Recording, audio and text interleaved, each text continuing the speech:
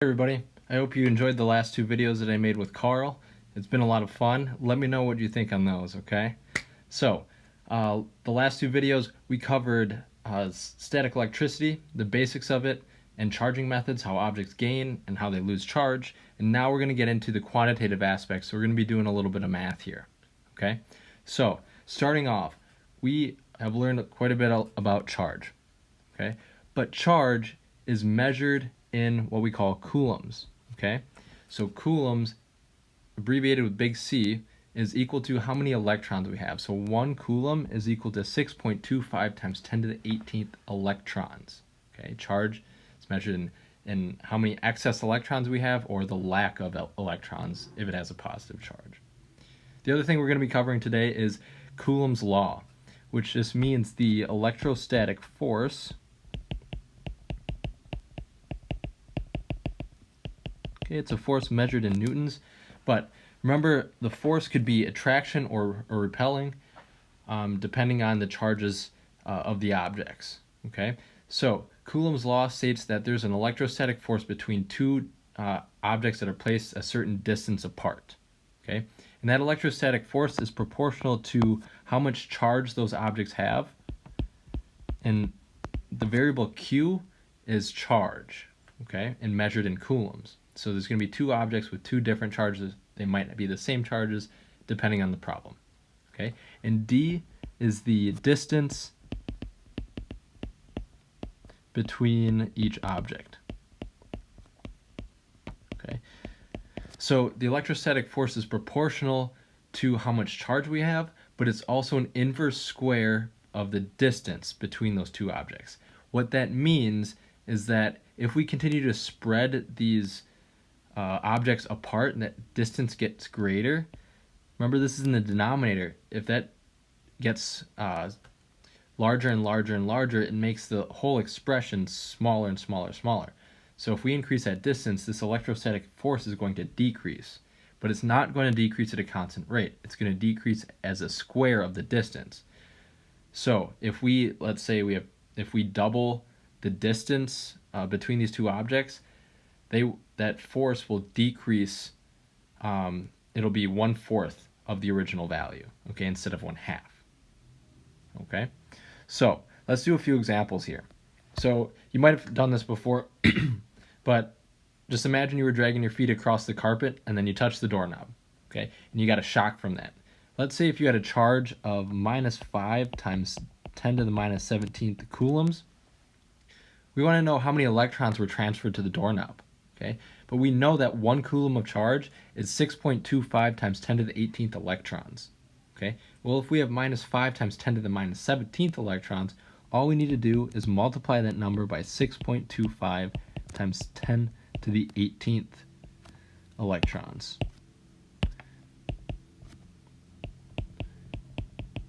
Okay, and so what we're left with after plugging that in, we should have, this should equal about 312 electrons. Okay, so 312 electrons. That's not that many if we're really thinking about the number of electrons in a shock. Okay. All right, so let's move on to the next one. So here's a Coulomb's law problem. What we need to do is determine the electrostatic force between two metal spheres of charges positive 7.0 microcoulombs and -30 microcoulombs that are spaced 25 centimeters apart.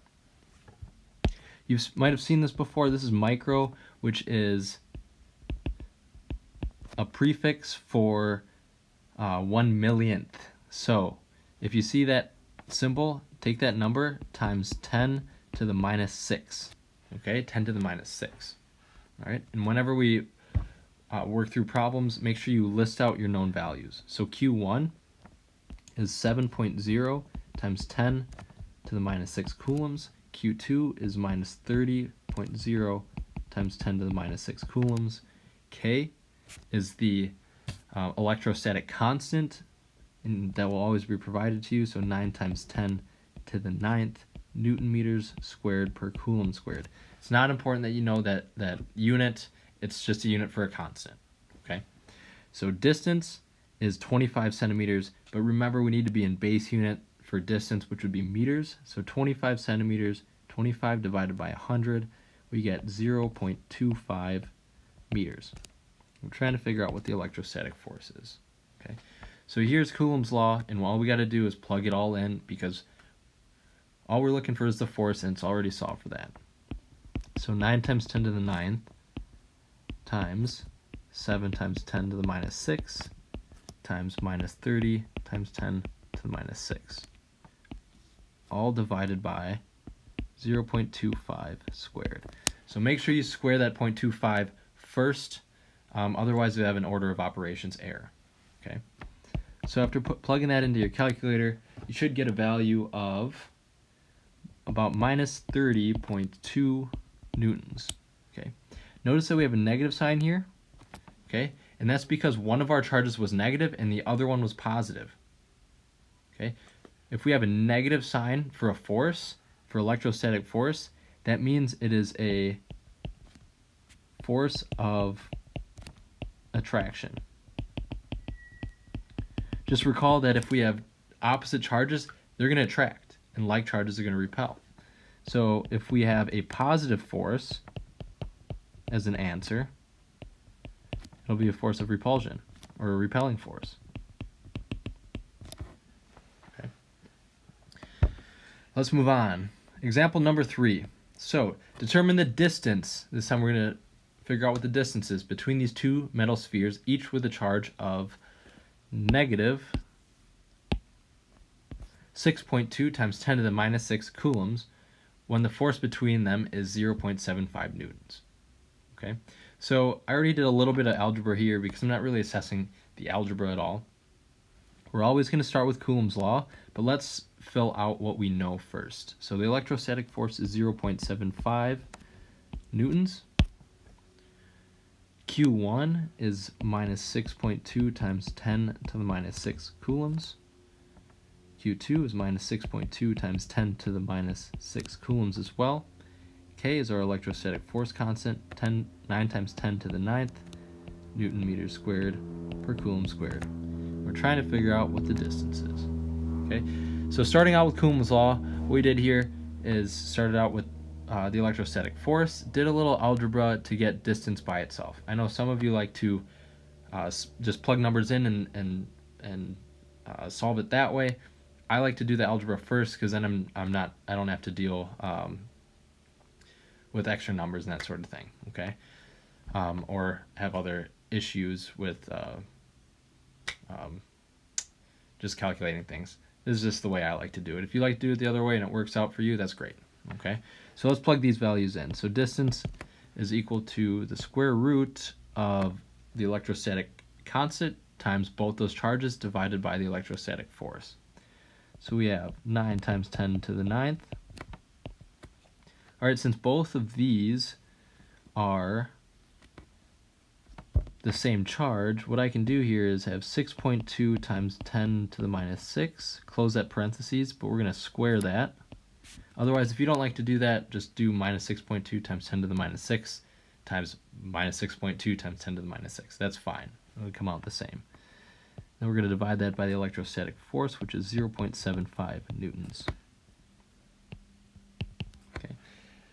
All right, after plugging that into the calculator, we should get a distance of 0.679 meters. All right. Otherwise, that is 67.9 centimeters. All right. That is all for today.